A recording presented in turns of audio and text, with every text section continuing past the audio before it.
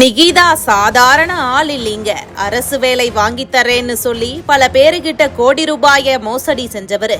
அவரால இப்போ ஒரு உசுரும் போயிருச்சு என்று ஆவேசப்படுகிறார்கள் திருமங்கலம் வட்டாரத்தில் நிகிதாவை பற்றி நன்கு அறிந்தவர்கள். தன்னுடைய 9.5 பவுன் நகையை காணவில்லை என திருபுவனம் போலீசில் நிகிதா புகார் கொடுத்த நிலையில் விசாரணை என்ற பெயரில் தனிப்படை போலீசார் செய்த சித்திரவதைகளால் பரிதாபமாக உயிரிழந்தார் அஜித்குமார். இந்த சம்பவம் நாடு முழுக்க கொந்தளிப்பை ஏற்படுத்தியிருக்கும் நிலையில் நிகிதா அவரின் குடும்பத்தினர் மீதான மோசடி புகார்கள் தற்போது ஒவ்வொன்றாக வெளியாகி பரபரப்பை ஏற்படுத்தியுள்ளது. ஊர் மக்களிடம் நிகிதா பற்றி விசாரித்த போது நிகிதாவின் தந்தை ஜெயபெருமாள் சப் கலெக்டராக பணியாற்றியவர்.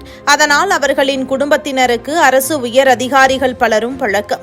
ஜெயபெருமாளின் மறைவுக்கு பிறகு அவரது செல்வாக்கை பயன்படுத்தி ஜெயபெருமாளின் குடும்பத்தினர் பல்வேறு காரியங்களை சாதித்துக் கொண்டதோடு மோசடி வேலைகளிலும் ஈடுபட ஆரம்பித்து விட்டனர்.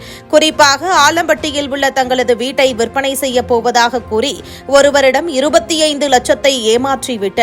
சொக்கானூர் அணியைச் சேர்ந்த ஒருவரிடம் வேலை வாங்கி தருவதாக கூறி 25 லட்சம் ரூபாயை ஏமாற்றிவிட்டனர். இதே பாணியில் விருதுநகர், ராமநாதபுரம், கரூர், கோயம்புத்தூர், சென்னை உள்ளிட்ட பல்வேறு இடங்களிலும் அரசு வேலை வாங்கி தருவதாக பலரிடமும் பணம் வசூல் செய்து பல கோடி ரூபாயை ஏமாற்றியுள்ளனர்.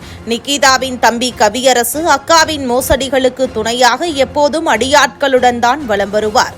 திண்டுக்கல்லில் உள்ள ஒரு அரசு கல்லூரியில் நிகிதா வேலை பார்த்தாலும் சரிவர வேலைக்கு செல்வது இல்லை.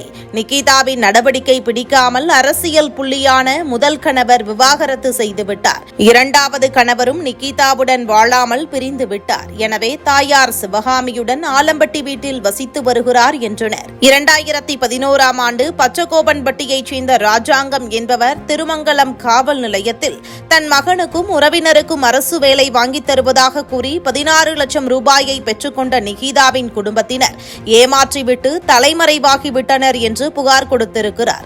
பாதிக்கப்பட்ட மற்றொரு நபரான தெய்வம் 2010ஆம் ஆண்டு வேலை வாங்கி தருவதாக என்னிடம் 9 லட்சம் ரூபாய் பணத்தை பெற்ற நிகிதா குடும்பத்தினர் என்னை ஏமாற்றியதோடு மிரட்டவும் செய்தார்கள்.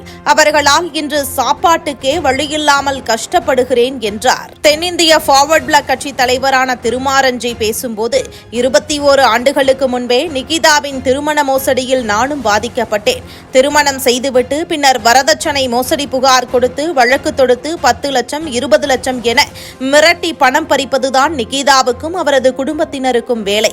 நிகிதாவின் அப்பாவிடம் நான் 10 லட்சம் ரூபாய் கொடுத்த பிறகுதான் எனக்கே டைவர்ஸ் கொடுத்தார்கள். எனவே அஜித்குமார் மீது நிகிதா கொடுத்திருக்கும் புகாரும் கூட பொய்யானதாகத்தான் இருக்கும். இவரெல்லாம் நகையை தொலைக்க வாய்ப்பே இல்லை. எனவே இந்த வழக்கில் நிகிதாவை தான் முதல் குற்றவாளியாகவே சேர்க்க வேண்டும் என்றார். நிகிதா குடும்பத்தினரின் செல்வாக்கு குறித்து பேசுகிற விவர புள்ளிகள் சிவகங்கை, மதுரை, விருதுநகர் மாவட்டங்களில் கடந்த காலங்களில் பணியாற்றிய கலெக்டர், எஸ்பிக்களோடு நிகிதா ஏற்படுத்திக் கொண்ட பழக்கம்தான் இன்று திருட்டு புகாருக்கு ஒரு IAS அதிகாரியே அழுத்தம் கொடுக்கும் அளவுக்கு சென்றிருக்கிறது. சிவகங்கையில் கலெக்டராக பணியாற்றிய 2 எழுத்து அதிகாரி தற்போது அரசு பணியில் இருக்கிறார். அவர் மூலம் சென்னையில் உள்ள ADGP ஒருவரிடம் பேசி அவர் சிவகங்கை SPக்கு உத்தரவிட்டதில்தான் அஜித்குமார் மரணம் நிகழ்ந்திருக்கிறது என்றனர். இதுபோன்ற முக்கிய நிகழ்வுகள், அரசியல் தகவல்களை ஆழமாக மாறுபட்ட கோணத்திலும் அறிந்து கொள்ள மறக்காமல் உங்கள் TNS24 டிஜிட்டல் பக்கத்தை பின்பற்றிக் கொள்ளவும்.